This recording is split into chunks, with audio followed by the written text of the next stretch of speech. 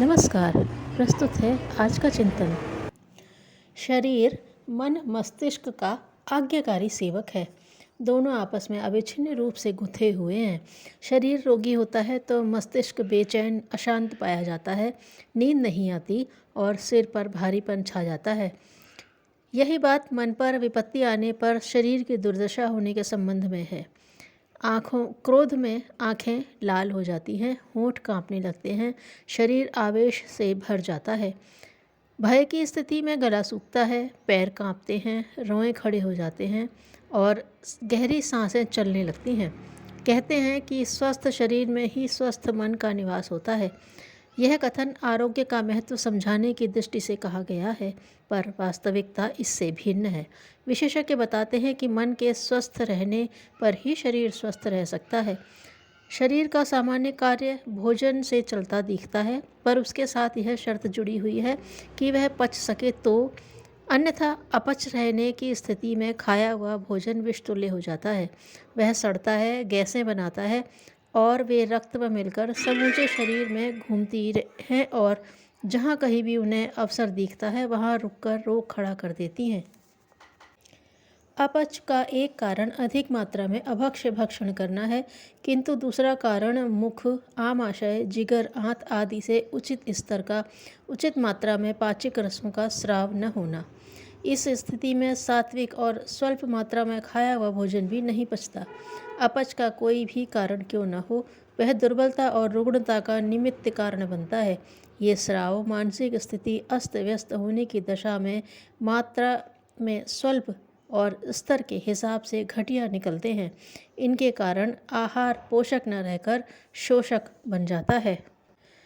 शरीर पोषण में शुद्ध रक्त की जितनी भूमिका है, उससे अधिक उस विद्युत प्रभाव की है जो नाड़ी तंतुओं में निरंतर दौड़ता रहता है, जिसका उद्गम केंद्र मस्तिष्क है। यह नाड़ी तंतु जीव कोशिकाओं को गति भी देते हैं और पोषण भी। इसमें कमी पड़ जाने से भीतरी अवयवों की गतिशीलता शिथिल पड़ जाती है। अंदर का खोखलापन बाहर भी आता है। शरीर की क्रिया शक्ति घट जाती है और स्वास्थ्य संतुलन लड़खड़ाने लगता है। इतने पर भी काम तो करना ही पड़ता है। नित्य कर्म से निपटने, भोजन करने आदि तक में श्रम पड़ता है। न्यूनाधिक मात्रा में चलना फिरना तो पड़ता ही है, हाथ भी चलते ही है। श्रम के बिना शरीर की पाचन और मल विसर्जन प्रक्रिया काम कैसे करे? यह तो सामान्य दिनचर्या की बात हुई। काम इतने से भी नहीं चलता। जीविका उपार्जन के लिए भी काम करना पड़ता है और उसमें शारीरिक एवं मानसिक क्षमता लगती है। इस खर्च का संतुलन यदि उत्पादन के साथ न बैठे तो शरीर गलता और घिसता जाएगा। फलतः रोग दबोच लेंगे और अकाल मृत्यु सामने ही आ धमकेगी। रक्त पेट में भोजन पचने पर पैदा होता है। गुर्दों, आंतों और फेफड़ों द्वारा उसका परिशोधन होता है। हृदय द्वारा नाड़ियों के माध्यम से उसे अंग अवयवों तक पहुँचाया जाता है।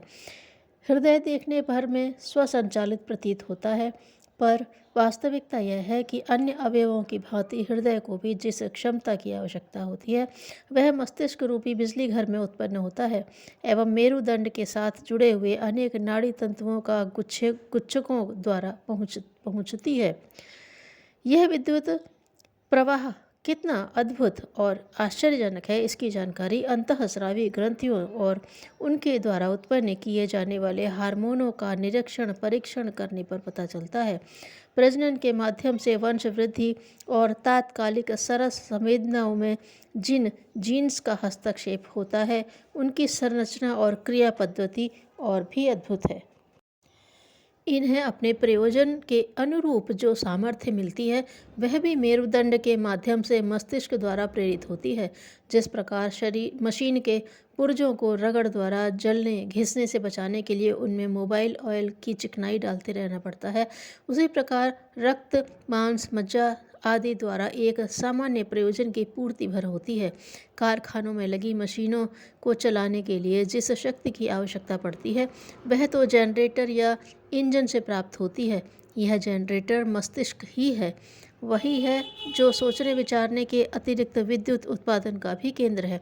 यह ऊर्जा उसे ब्रह्मांड व्यापी ऊर्जा से प्राप्त होती रहती है। इसीलिए मस्तिष्क को ब्रह्मांडीय शक्ति खींचते रहने वाले पृथ्वी के ध्रुव केंद्र के समतुल्य माना जाता है। पुराने ज़माने में रोगों का कारण वात, पित्त, कफ से लवणों या रसायनों के कम पड़ने से तथा विषाणुओं के आक्रमण पर निर्भर माना जाता था और तदनुसार उपचार साधनों के रूप में औषधियों का निर्माण और उपभोग किया जाता था। नवीनतम वैज्ञानिक खोजों ने यह माना है कि रोगों की जड़ मनोविकारों में है। मानसिक असंतुलन ही चित्र विचित्र आकार प्रकार वाली बीमारियों का प्रमुख कारण है। अन्य कारण तो सहायक मात्र हैं। मानसिक तनाव या विक्षोभ ही रोगों के मूल उत्पादक हैं। इसलिए आधुनिक चिकित्सक आहार विहार की सामान्य खामियों के अतिरिक्त रोगी की मनोदशा का विश्लेषण करते हैं और उस क्षेत्र की विकृतियों को सुधारने पर ध्यान केंद्रित करते हैं। आवश्यक नहीं कि रोगी होने से पूर्व मनुष्य पागल ही हो जाता हो। पागलपन की हल्की फुल्की इतनी शाखाएं प्रशाखाएं हैं जिनसे पूरी तरह हम विरले ही बच पाते हैं। चिंता, भय, निराशा, क्रोध, घृणा, आवेश, उद्विग्नता जैसी सनकें भी विक्षिप्तता की ही छोटी बहनें या सहेलियां हैं। अनैतिक चिंतन या आचरण मन क्षेत्र को मथ डालते हैं।